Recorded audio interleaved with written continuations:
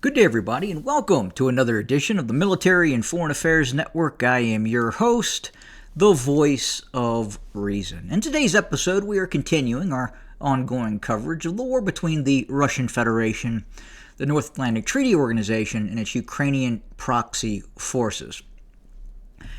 Now, I'm looking at the headlines right now, and one of the headlines within the area of the ongoing war that is taking place is the following. Trump criticizes Russia. They're bombing like crazy now, quote unquote. And then here's the article. U.S. President Donald Trump has said that he does not like the fact that Russia has recently intensified its attacks on Ukraine.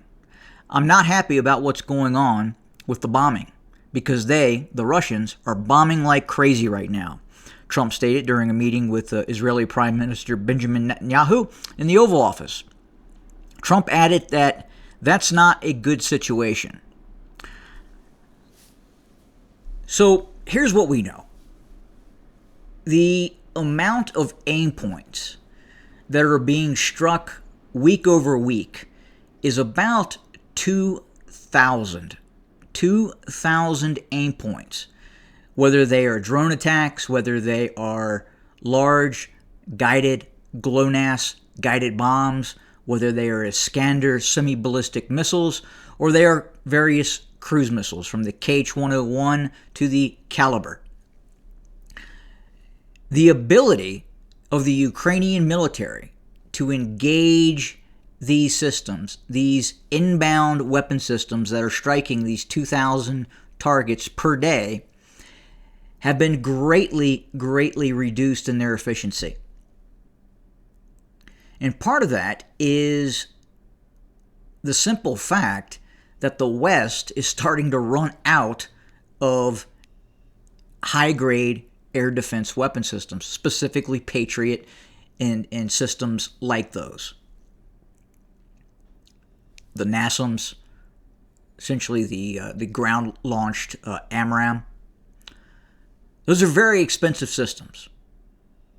And the use of those systems far outpaces the production of those systems. The military-industrial complex here in the United States and Western Europe, the Defense Department, Donald Trump, President Trump, fully understands that the pace and use of those air defense systems in terms of the numbers that are being used versus the numbers that are being produced, there is a significant imbalance.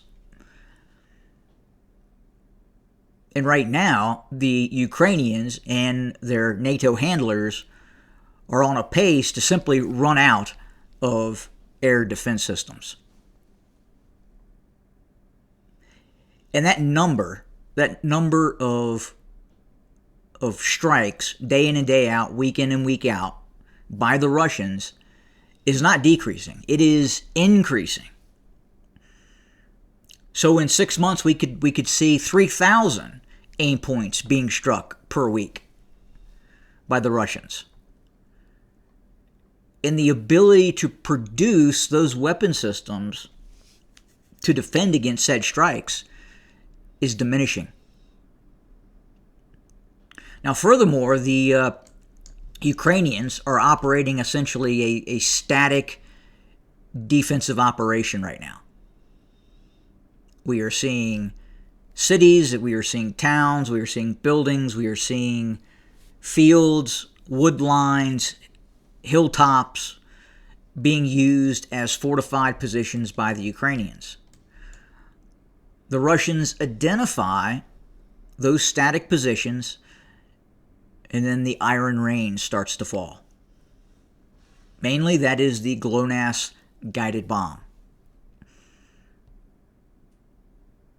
Now, the Ukrainians would make you believe that they're inflicting these horrendous casualties on the Russians. But that is simply not the case. Are the Russians taking casualties? Yes, they are. Are they taking casualties on par to the Ukrainians? No, they are not. The Ukrainians are not launching 2,000 strikes per week against Russian forces. But the Russians are, and they're targeting the trench network, and they're targeting the fortified positions of the Ukrainian military. Now that leads me into the second topic I wanted to have a discussion about today, and that is, are we looking at the end of tank warfare? Are we looking at the elimination of the main battle tank? Possibly. But then you have to ask the question, what is going to take its place? What is going to take its place? Well, it's going to have to be some sort of tracked or wheeled system that will have two capabilities. One is the movement of troops on the battlefield in a protected shell. You have to have that. That will never stop existing. One, you have to have mobility, and two, you have to have some sort of armor, at least to prevent small arms fire from killing the infantry that is inside the vehicle. A case in point, the recent study that was just done by the Russian Federation comparing and contrasting the BMP-3 with the U.S. Bradley Armored Infantry Fighting Vehicle. The BMP-3 is getting a lot of criticism. Most of the troops that operate on a BMP-3 or that the mechanized infantry that are assigned to a BMP-3 operate on the top of the vehicle. If you understand just how you get in and get out of a BMP-3, feel free to look a BMP-3 up and watch what it takes for infantry to exit that vehicle. Very difficult. It's also 10 tons lighter than a Bradley with a lot less armor. And the Russians are having to reflect and really deep dive and ask itself, is the BMP variant going from the BMP 1, 2 to the 3 a viable infantry battlefield transportation device, and especially in terms of what it was created for, an armored infantry fighting vehicle, meaning infantry occupy inside the vehicle while the vehicle has the ability to engage other targets on the battlefield as well, from tanks to other armored infantry fighting vehicles. And right now, the BMP-3 does not appear to be meeting that role. Whereas the Bradley, again, bigger, more heavily armored, with a more advanced weapon system between the 25 millimeter Bushmaster and the TOW 2 anti-tank weapon system on it. Very effective platform for what it does. And most infantry that ride on a Bradley ride on the interior of the Bradley as opposed to the outside. So there's going to have to be there's going to be a need to have a dual purpose system. So right now, a lot of armored infantry fighting vehicles have the capacity to kill main battle tanks through the use of anti-tank guided missiles. And we've seen engagements such as the one engagement where a Bradley engaged a Russian T-90. The Bradley came out on the winning end of that engagement through the use of saturation fire with its depleted uranium 25 millimeter main gun rounds, saturating that T-90 tank.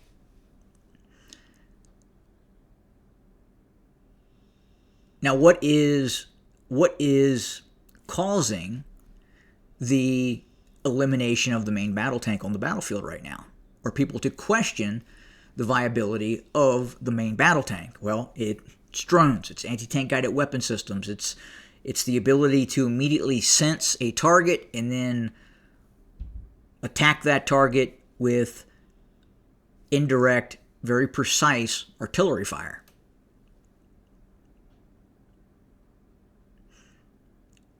Tank units that are needing to be refueled.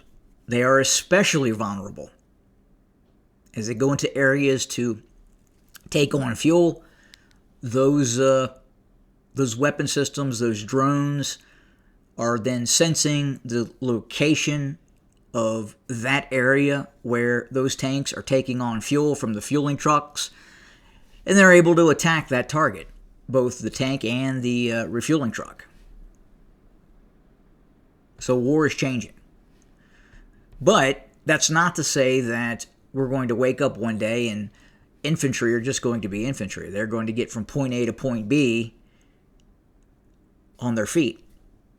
And that's something that's just not going to happen. There's going to have to be something that transports infantry, but at the same time, it's going to have to be fairly heavily armored. It's going to have a guided missile capability. It's going to have a medium autocannon capability, either 20 millimeter all the way up to 40 millimeter, possibly larger. I think the days of the 120 to 125 millimeter main gun, I believe that could be going away. You could have a platform that uses a 30 millimeter autocannon in conjunction with a anti-tank guided weapon system. And if you look at strategy and tactics versus a tank, a main battle tank, a traditional main battle tank, armed with a 120 to a 140 millimeter main gun, future facing, versus a heavily armored fighting vehicle armed with a 30 millimeter autocannon and a anti-tank guided weapon system. So you could have a tank that may have a active protection system. If that armored vehicle, that armored fighting vehicle that is armed with the 30 millimeter and the anti-tank guided weapon systems has a great sensor package and is able to identify that tank before that tank identifies that armored infantry fighting vehicle, well, that tank is going to be saturated with possibly high explosive 30 millimeter rounds, which could defeat and destroy the active protection system, followed by an attack by the anti-tank guided weapon system once that active protection system has been destroyed by the smaller caliber high explosive 30 millimeter rounds.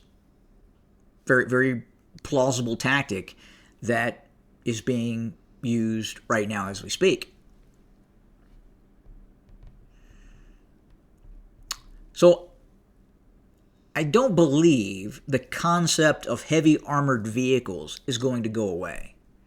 The concept of the main battle tank with a very large caliber main gun, given the advances in missile technology, I think in the future we will probably envision some sort of armored infantry fighting vehicle that has a vertical launch capability that could launch dozens of vertical launched drone anti-tank guided weapon system hybrids against targets. Again, very, very difficult to overcome and probably a more effective platform in terms of if we look into the future, in terms of missile technology, artificial intelligence, and then we have to delve into the realm of fully robotic armored fighting vehicles. Armored fighting vehicles that would then have the ability to launch drone systems, both ground drones and air-launched drones as well. This is where warfare is heading, pending the collapse of a high-technology civilization. Now, that could happen. We could see humanity enter into a period of war in which nuclear weapons are used, and we will have a reset. The ability to create these high-technology platforms will be destroyed. And thus, we will then go back into history, probably more towards the dawn of tank and armored warfare. Especially if we start shooting down satellites, using tactical nuclear weapons, and things just get insane. Very plausible. I would say at this point, it's more likely that is going to happen, unfortunately. Look, there's never been a weapon system humanity has not used. And eventually one side of a near-peer adversarial relationship is going to overtake the other side, causing one side to release nuclear weapons. And thus, the technology reset. But we'll see. We'll see what happens. As always, thanks for joining us. More to come very, very soon. Good day.